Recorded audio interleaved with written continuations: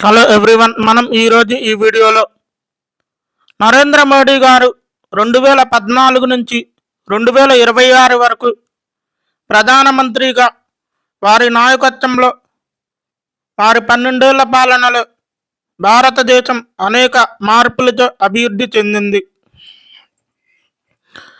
దేశవ్యాప్తంగా జాతీయ రహదారులు, ఎక్స్ప్రెస్ వేలు, వందే భారత్ రైళ్లు వేగంగా పెరిగాయి. డిజిటల్ ఇండియా ద్వారా యూపీఐ చెల్లింపుల్లో భారత్ ప్రపంచంలోనే తొలి స్థానంలో ఉంది. జన్ ధన్ యోజన ద్వారా కోట్ల మంది బ్యాంక్ ఖాతాలు అందాయి. స్వచ్ఛ భారత్ మిషన్తో గ్రామాలు, పట్టణాలు పరిశుభ్రంగా మెరుగుపడింది. Make in India, start of India ద్వారా కొత్త పరిశ్రమలు, ఉద్యోగ అవకాశాలు పెరిగాయి. అంతరిక్ష రంగంలో చంద్రయాన్, ఆదిత్య L1 వంటి విజయాలు భారత్ ప్రపంచ దృష్టిని ఆకర్షించింది. భారతదేశం ఆర్థిక వ్యవస్థ ప్రపంచంలోనే టాప్ ఆర్థిక వ్యవస్థల్లో ఒకటిగా ఎదిగింది. అంతేకాకుండా నూతన పార్లమెంట్ను 800 స్థానాలకు పైగా ఉండే విధంగా వారు నిర్మాణం చేశారు. వారి నాయకత్వంలో యువత భవిష్యత్తు, ప్రజలకు సమర్థవంతమైన పాలన, అదేవిధంగా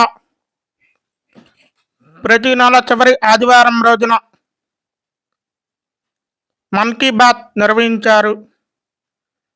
పార్లమెంట్లో ప్రవేశపెట్టిన బిల్లులు ఆర్టికల్ 370 రద్దు, ఒకే దేశం ఒకే పన్ను GST, సర్జికల్ స్ట్రైక్, బాల్కోట్ దాడులు, పాకిస్తాన్ మన దేశంలో దాడి చేసినప్పుడు కేంద్ర రక్షణ వ్యవస్థ, ఆర్మీ వంటి ఎంతో కీలకంగా వ్యవహరించాయి.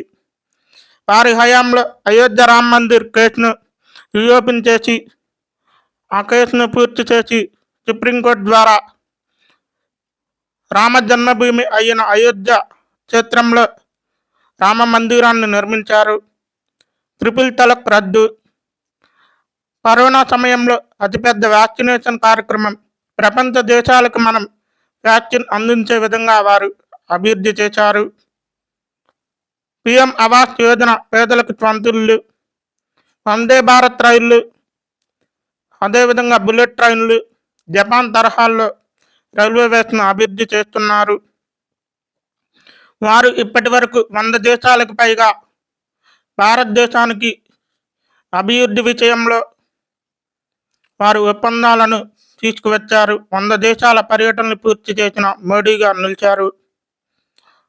వారి హయాంలో యువతులకు, సీనియారిటీ నాయకులకు అందరికి కూడా కేబినెట్లో కేంద్ర పదవులు ఇవ్వడం, రాష్ట్రీయ స్వయం సేవక్ RSS సిద్ధాంతాలకు అనుకూలంగా వారు పరిపాలన అందిస్తూ ఉన్నారు. వారి హయాంలో గతంలో అటల్ బిహారీ వాజ్పేయి, LK అద్వానీ గారి హయాంలో కేవలం భారతదేశం 28 రాష్ట్రాలలో బీజేపీ 3-4 చోట్ల రాష్ట్రాలలో అధికారం ఉండేది.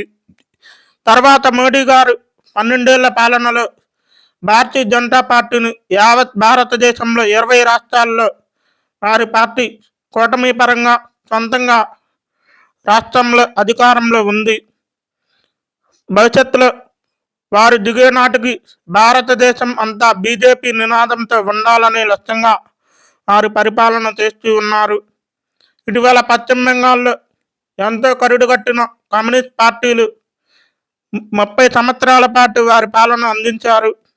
మొన్న జరిగిన ఎన్నికలలో, ఏప్రిల్ నెలలో జరిగిన ఎన్నికల్లో భారతీయ జనతా పార్టీ తొలిసారిగా మోడీ గారి నాయకత్వంలో పశ్చిమ బెంగాల్లో బీజేపీ జెండాను ఎగరవేసింది.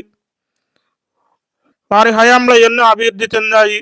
మోడీ గారి 12 ఏళ్ల పాలన గురించి మీ అభిప్రాయాన్ని కామెంట్ రూపంలో తెలియచేయండి. 2047 లక్ష్యంగా వికసిత్ భారత్ లక్ష్యంగా వారు పాలన అందిస్తున్నారు. మరిన్ని వీడియోల కోసం మా ఛానల్ని లైక్, షేర్, కామెంట్, సబ్స్క్రైబ్ చేయండి. జై హింద్, జై భారత్.